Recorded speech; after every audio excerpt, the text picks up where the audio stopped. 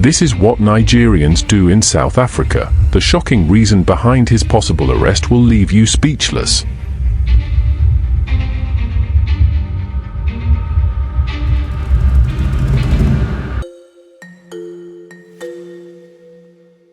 Akin, a tall and charming Nigerian man, had always been full of life.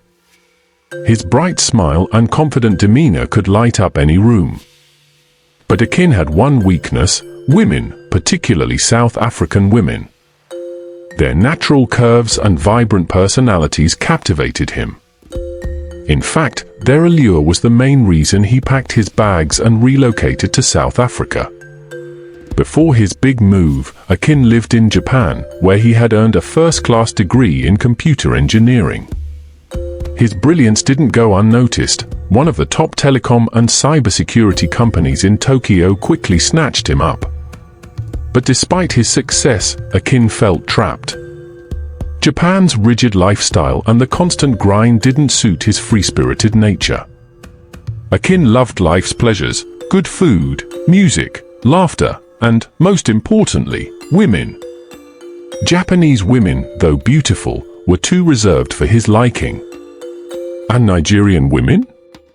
He respected them, but found them too serious and overly focused on making money and achieving societal status. Akin craved freedom and fun, the kind he believed only South Africa could offer. When he finally settled in Johannesburg, it felt like a dream come true. The women were as lively as they were beautiful, with hips that swayed like melodies and laughter that filled the air. They were free-spirited, like him, and enjoyed life without overthinking it. It was everything Akin had imagined and more. Akin's energy was infectious. He had a way of making everyone around him feel special, especially the women. He was generous, too, always willing to pick up the tab or buy thoughtful gifts. His charm was undeniable, and soon his name was on everyone's lips. "Have you met Akin? That Nigerian guy," women would whisper to their friends. "Oh, you mean the one with the bright smile and the deep laugh? He's amazing." But while Akin saw himself as nothing more than a friendly and fun-loving guy, the men in his community saw something entirely different. Akin's popularity began to spread like wildfire. Women flocked to him at every opportunity, drawn by his charisma and carefree nature. Even married women couldn't resist his charm. Though Akin had no intention of breaking homes or stealing anyone's partner, his magnetic personality often caused tension. He would often hang out with a woman, and before he knew it, she'd bring along her friends to meet him. Akin, being the generous host he was, would treat them all to a good time, paying for drinks, food, and even little gifts. To him, it was all harmless fun. He enjoyed their company, and they enjoyed his. But what Akin failed to see was the growing resentment among the South African men in his neighborhood. They watched as their girlfriends and wives laughed a little too hard at Akin's jokes, dressed a little too nicely when going out to see him, and spent a little too much time talking about the Nigerian man who had become the talk of the town. "He's too friendly," one man muttered to his friend. "Friendly? He's disrespectful," the friend snapped. "Doesn't he see he's crossing the line?" One night, Akin was at a popular local bar, sharing drinks with a group of women. The music was loud, and the laughter was even louder. Akin was in his element, telling stories about his life in Japan and making everyone around him laugh. But as he reached for his drink, he noticed a group of men in the corner staring at him. Their expressions weren't friendly. "Who's that?" Akin asked one of the women beside him, nodding towards the men. "Don't mind them," she said, brushing it off. "They're just jealous." But Akin couldn't shake the feeling that their glares carried more than jealousy. He decided to ignore it and continued enjoying the night. The next day, as he walked through his neighborhood, Akin noticed something strange. The men who usually greeted him with a casual nod or smile now avoided eye contact. Some even crossed the street to avoid him. What's going on? He thought to himself. Akin wasn't one to dwell on negativity, so he pushed the thought aside. But the tension continued to build. One evening, as Akin was returning home from a late-night hangout, he heard footsteps behind him. Turning around, he saw two men approaching. They weren't smiling. "Hey, Akin," one of them called out. Akin stopped and smiled, trying to diffuse the tension. "Yes, how can I help you?" "You've been enjoying yourself too much," the man said, his tone sharp. "We don't like the way you're getting too close to our women." Akin's smile faltered. "I think there's a misunderstanding. I'm just being friendly. I mean no harm." "Friendly," the second man scoffed. "We've seen how you buy them drinks, gifts, acting like you're some big shot." "I'm just being myself," Akin replied calmly. "If I've offended anyone, I apologize." But his words didn't seem to appease them. The men stared at him for a moment before walking away, leaving Akin with a sinking feeling in his stomach. As days turned into weeks, the hostility grew. Akin began receiving anonymous messages on his phone, warning him to stay away from our women. He started noticing men watching him wherever he went, their eyes filled with distrust and anger. But the women? They didn't seem to notice the tension. They continued to flock to Akin, inviting him to parties, introducing him to their friends, and showering him with attention. "Akin, come to my house tomorrow. I'm making dinner," one woman would say. "No, Akin, you promised to take me out this weekend," another would argue. Akin, ever the people pleaser, tried to keep everyone happy. But he didn't realize that his actions were pushing the men in the community closer to their breaking point. Akin's lifestyle had always drawn attention, but now it was sparking questions he hadn't anticipated. The South African men, already suspicious of his charm and generosity, began to wonder how he could afford such a lavish lifestyle. "Do you see him working?" one man asked his friend as they sat outside a local tavern. "No," the other replied. "He spends all day at home and only comes out at night. And when he does, he's buying drinks and throwing money around like it's nothing." The whispers grew louder with each passing day. By day, Akin was rarely seen outside. He stayed in his modest but well-furnished home, the curtains often drawn. Occasionally, a delivery truck would pull up, dropping off boxes of goods for his shop, a small computer store where he sold laptops, phones, and accessories. Akin employed several South Africans to run the shop for him. They worked hard, opening early and closing late, managing customers, restocking shelves, and handling sales. But Akin himself only showed up 2 or 3 times a week, usually just to take account of the profits, check records, and pay their salaries. "He's hardly ever here," whispered Sifo, one of the employees, to his colleague Thandi one afternoon. "And yet he pays us well," Thandi replied. "I'm not complaining. But where does he get all this money?" Sifo asked, lowering his voice. "We run this shop, and even with good sales, it's not enough to live like he does." Thandi shrugged, but the question lingered. The men in the neighborhood had their own theories. "Maybe he's into something illegal," one man speculated. "Drugs, maybe? Or fraud?" "Could be," another chimed in. "How else can he afford to spend so much without working?" Even Akin's employees began to wonder. They watched as he arrived at the shop in his sleek car, dressed sharply, always with a smile.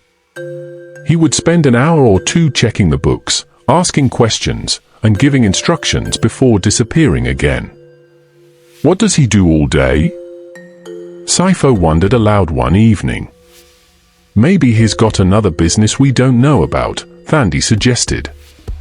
"Or maybe he's hiding something, Sipho replied, narrowing his eyes. At night, Akin came alive. He would step out dressed to impress, his cologne filling the air as he walked through the streets. He knew all the popular spots, the bars, the clubs, the restaurants, and he always had a woman or two by his side.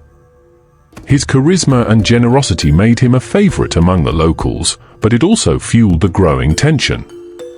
The men in the community watched with envy and frustration as Akin became the center of attention wherever he went. "He's too flashy," one man muttered. "Always showing off. And taking our women," another added bitterly. Back at the shop, Sipho and Thandi couldn't shake their curiosity. "One of these days, we should ask him," Sipho said. "Ask him what?"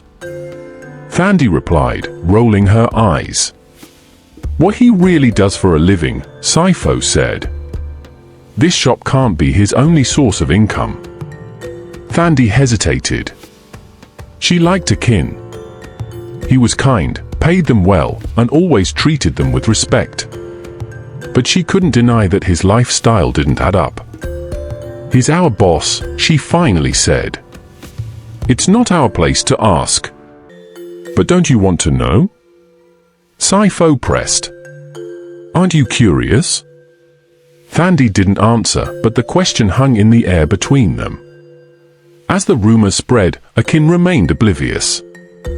To him, life was simple. He enjoyed good company, good food, and the freedom to live on his own terms. But the men in the community were growing restless. "Someone needs to put him in his place," one man said during a late-night gathering at a local tavern. "But how?" another asked. "He hasn't done anything wrong." "Not yet," the first man replied. "But mark my words, his time will come." One quiet afternoon, as Akin sat in his living room working on his laptop, there was a knock at the door. He opened it to find two men he recognized from the neighborhood. Their faces were serious. "Akin," one of them began, "we need to talk." Akin smiled warmly. "Of course. Come in." The men stepped inside, but their demeanor didn't soften. "We've been hearing things," the first man said. "Hearing what?" Akin asked, still smiling but sensing the tension. "About you," the second man said.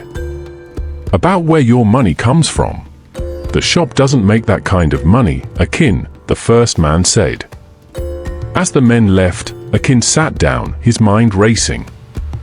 He had always prided himself on being open and honest, but now he realized that his carefree lifestyle was attracting the wrong kind of attention.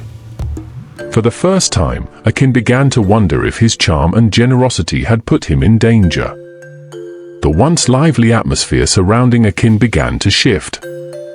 The rumors, ignited by jealousy and misunderstanding, spread like wildfire through the neighborhood. "He's a ritualist," some whispered. "Probably a fraudster," others speculated. "You've seen those Nigerian Nollywood movies, haven't you? That's how they make quick money." The accusations intensified, and with them came a growing hostility. When parents began hearing rumors about Nigerians, particularly Akin, they quickly warned their children, especially their daughters. "Stay away from Nigerian men," they said. "They are bad news, evil and dangerous. The way they spend money isn't normal, and their wealth is suspicious. Don't bring one home or even associate with them." Mothers added, "They'll lure you with gifts and sweet words, but will ruin your life. Protect yourself and stay with our own people. Nigerians are trouble." The warnings were firm, and mistrust spread rapidly, creating a divide no one dared to bridge. Women who once flocked to Akin for his charm and generosity now avoided him. They refused to answer his calls, ignored his greetings, and crossed the street when they saw him coming. Akin's employees, influenced by the gossip, began to question his character. "Maybe the rumors are true," Sipho said one evening. Thandi frowned. I don't know. Akin's always been good to us. But why doesn't he come to the shop more often? Sifo pressed. What's he hiding? Their doubts grew until, one by one, they stopped coming to work. Without his employees, Akin's shop struggled. Then, one fateful night, the unthinkable happened. Thieves broke into his shop and looted it, taking everything. Computers, phones, accessories, everything was gone. The following morning, the rumors reached their peak.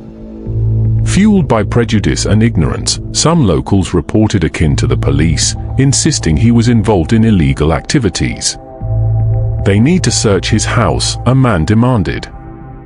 Exactly, another agreed. He's hiding something. The police arrived at Akin's home with a search warrant. A crowd gathered outside, eager to see the evidence that would confirm their suspicions. The officers searched every corner of the house until they came across a locked room. When they opened it, what they found left them speechless. Inside was a fully equipped office, modern and meticulously organized. High-end computers, multiple monitors, servers, and other advanced gadgets filled the room. The police began to investigate further, and the truth about Akin's work came to light. Akin worked remotely for a top firm in Japan, ensuring companies' systems were safe from hackers and cyber threats. He built mobile applications, websites, and custom software for businesses worldwide.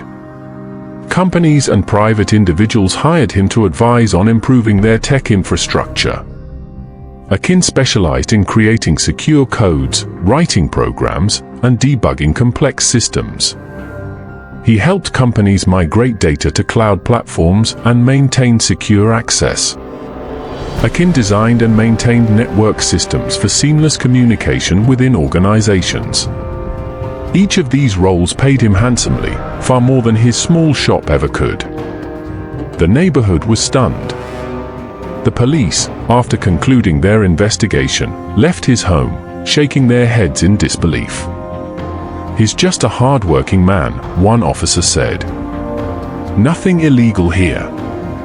The crowd, once filled with judgment and suspicion, stood silent, their guilt palpable. The following week, Akin made a decision. He sold his remaining belongings, packed his things, and prepared to leave South Africa for good. As he stood outside his house for the last time, a few neighbors approached him, their faces filled with shame. "We're sorry," one of them said. "We judged you without knowing the truth." Akin smiled faintly. "It's all right," he said. "But remember, assumptions can ruin lives." He boarded a taxi, leaving behind the place where he had once been celebrated, only to be brought down by ignorance and prejudice. The story of Akin teaches us the importance of withholding judgment until we know the full truth. Gossip and prejudice can destroy lives, relationships, and reputations.